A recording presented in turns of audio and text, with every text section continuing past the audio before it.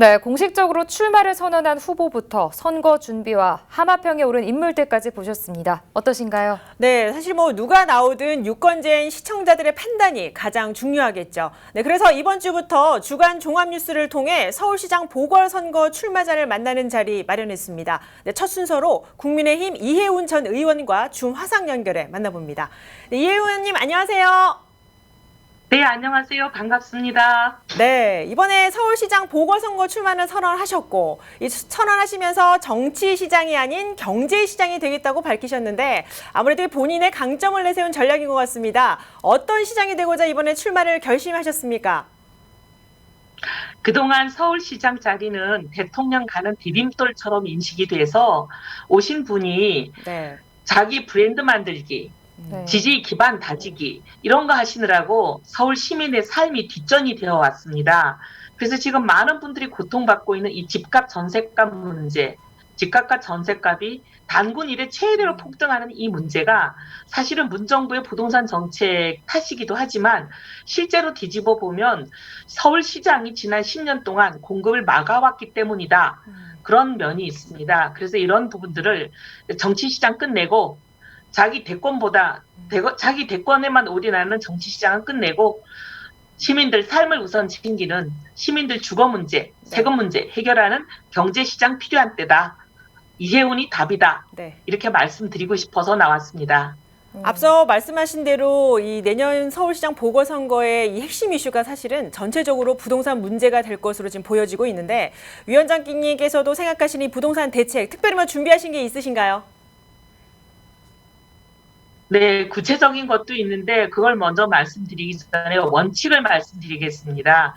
문정부 3년 동안에 서울 아파트의 가운데값, 중위값 그게 10억이 됐습니다. 그 얘기는 절반 이상의 사람이 사는 집이 10억이 넘는다는 얘기거든요. 이제 내 힘으로 내 집 마련하는 세상은 끝내버렸습니다. 이 정권이. 그래서 내 월급을 모아서 내 집을 마련하기 어려운 분들에 대한 대책과 이미 자기 집을 가지고 있는 사람들의 대책을 두 개로 나눠서 저는 진행하겠다. 그렇게 말씀드립니다. 집을 가지고 계신 분들은 집 문제보다 지금 세금 문제가 너무 머리가 아파서 잠이 안 온다고 하니까 그분들은 그 대책을 해드리고 내 힘으로 내 월급 모아서 내 집 마련하지 못하는 분들, 주로 이제 청년들, 젊은 부부들 그런 분들이 많죠. 그런 분들을 위한 특단의 대책을 마련했습니다. 네, 의원님 앞서 출마 선언 자리에서는 또 여러 공약들도 준비해서 발표를 하셨는데 가장 야심차게 준비한 시민들에게 알리고 싶은 공약은 어떤 게 있을까요? 예, 청년하고 젊은 부부 공약인데요. 지금 청년들 집을 못 사요. 왜냐하면 뭐 누가 10억을 어느 세월에 월급 모아서 사겠습니까? 그래서 청년들에게는 강서 지역, 강북 지역, 우리 동대문이 강북이죠. 제가 지역구가 동대문인데 이 강북 지역과 강서 지역에 4개의 큰 80층짜리 고층 빌딩을 세워주겠다. 네. 그거는 청년들이 거기서 일하고 자고 먹고 놀고 모두 한 자리에서 하라는 거예요. 그래서 이제 교통 체증도 사실 좀 완화될 수 있는 그런 방안인데 20개 층은 일하는 창업 공간으로 주고 10개 층은 뭐 수영장, 헬스장, 병원, 뭐 우체국 등등 모든 필요한 편의시설 넣어주고 그다음 남은 50개 층을 분양과 임대를 섞어서 청년들에게 공급하겠다는 겁니다. 근데 이제 이게 시유지들을 제가 많이 받았기 때문에 땅값은 사실 안 들고 건축비만 드니까 만약에 한 15평 정도를 기준으로 하면 한 뭐 9천만 원? 이걸 뭐 20년, 10년 장기로 분할 납부하면 자기 집이 될 수 있게 그렇게 공급하겠다는 겁니다. 그리고 젊은 부부들은 이런 데 있는 것보다는 이제 아무래도 주거단지 안에 있어야죠. 아이들도 키우니까 학교도 가야 되고. 네. 근데 이제 한강변에 재건축 단지가 많이 있습니다. 그 재건축 단지에게 고속도로 위를 그 한강에는 보면은 강남에는 88이 지나가고 강북에는 간병북로가 지나가죠. 네. 그래서 그 위를 덮는 덮개 부분을 그건 시유지거든요. 거기에다 이제 공원도 조성해주고 뭐 나무도 가꿔주고 아름다운 정원을 만들어 드리면 사실 단지 안에 정원을 만들려고 가지고 있던 분지는 안 써도 됩니다. 두 개를 맞바꿔 주겠다는 거죠. 그러면 단지 안에 원래 정원 쓰려고 했던 그 부지에 고층으로 젊은 부부들 위한 네. 전용동을 만들어 주겠다는 겁니다. 이것도 시유지랑 맞바꾸는 거기 때문에 땅값은 안 들어요. 건축비만 뭐 한 25평 하면 1억 5천 되죠? 여기 조금만 더 얹어서 한 30년 분할 납부하시면 자기 집을 가질 수 있도록 그렇게 대량으로 공급하겠다는 얘기입니다.